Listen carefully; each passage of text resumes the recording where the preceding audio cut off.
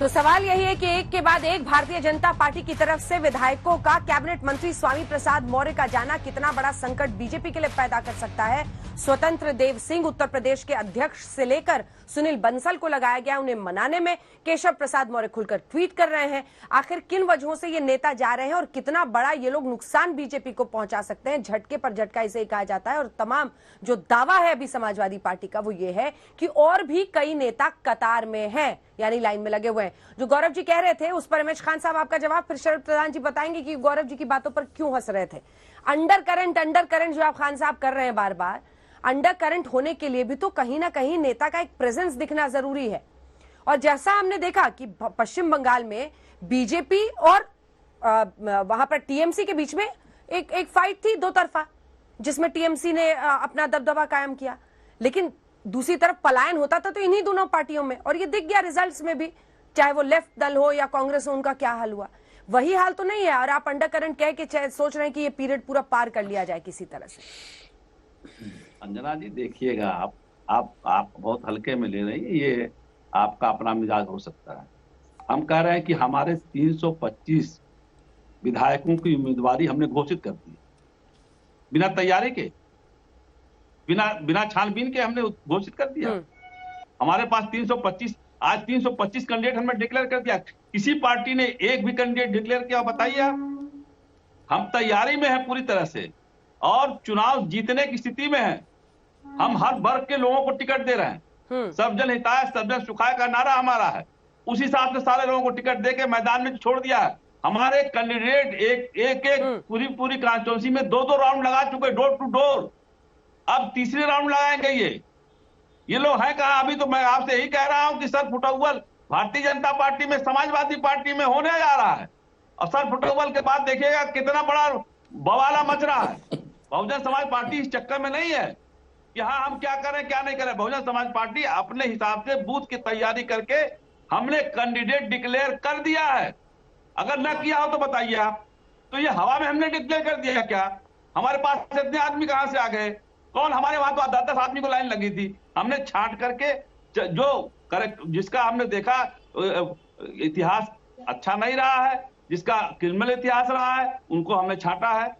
जिसका बैकवर्ड जिसमें सब समाज को लेकर चलने की क्षमता रही है, उसको हमने टिकट दिया है और वो क्षेत्र में काम कर रहे हैं। रिजल्ट आएगा, आप देखिएगा। अंडर करंट की बात मैं जो कर रहा हूँ आपको झूठा लगे। ठीक है, जल्दी से शरद प्रधान जी से इस पर कमेंट ले लेते हैं। एक सेकंड जल्दी से कमेंट ले लेते हैं। शरद प्रधान जी, गौरव जी की बात पर आप हंस रहे थे, नहीं लेकिन मैं उसका भी जवाब दीजिएगा क्यों। और जो खान साहब कह रहे हैं अंडर करंट अब की बार बीएसपी सरकार, उस पर भी आप अपना कमेंट दीजिएगा। लेकिन एक बड़ी बात मैं कह रही हूँ, चाहे वो पश्चिम बंगाल हो, अन्य राज्य हो, हमने देखा कि इस मामले में बाजी बीजेपी मारती थी। शुवेंदु अधिकारी को ले आना बीजेपी में, जो कि राइट हैंड माने जाते थे ममता बनर्जी के, इस तरह का डेंट वो मानते थे। लेकिन यहाँ पर उन्हीं की एक के बाद एक इस तरह से भगदड़ मचना क्या संकेत दे रहा है उत्तर प्रदेश के लिए? नहीं, ये देखिए, जहां तक हंसने का सवाल है, मुझे दोनों की बात पे हंसी आ रही थी, क्योंकि खान साहब ने गौरव को याद दिला दिया कि उनके फादर भी समाजवादी पार्टी में थे और किस तरह से इन्होंने स्विच ओवर किया। मुझे उस बात पे हंसी आ रही थी। और दूसरा, खान साहब की बात पे मैं एक छोटा सा कमेंट करना चाहूंगा। वो बड़ी तारीफ की बात है कि जिस कॉन्फिडेंस के साथ वो बोलते हैं, शायद वो उनको एक चीज का ख्याल नहीं है, या वो जाहिर एडमिट नहीं कर सकते हैं वो, कि बीएसपी के लिए बड़ा आसान है टिकट देना, क्योंकि वहां पे टिकट के कंसिडरेशंस कुछ और होते हैं। सबको मालूम है, मतलब कोई नई बात नहीं है।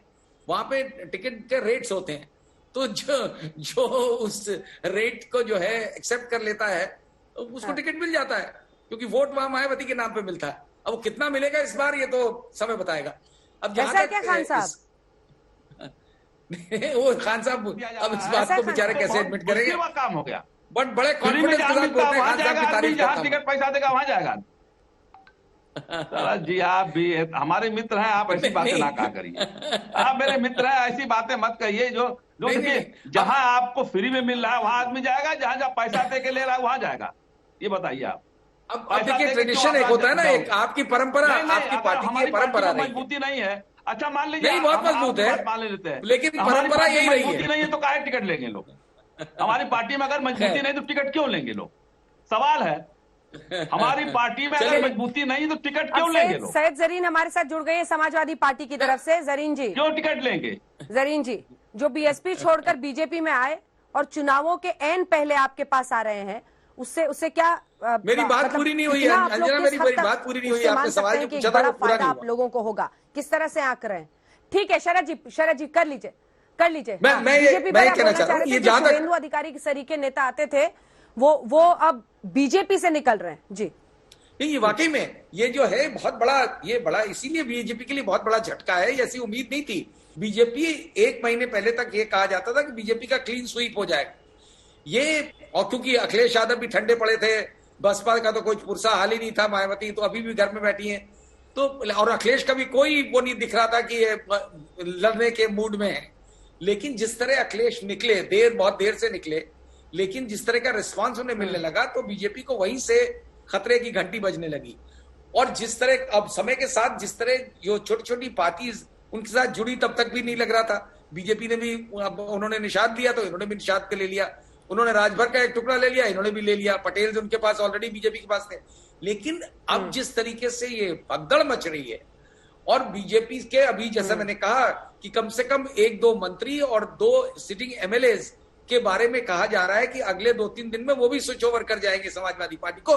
इससे जाहिर होता है कि बीजेपी से लोगों को डिसइल्यूजनमेंट हो गया है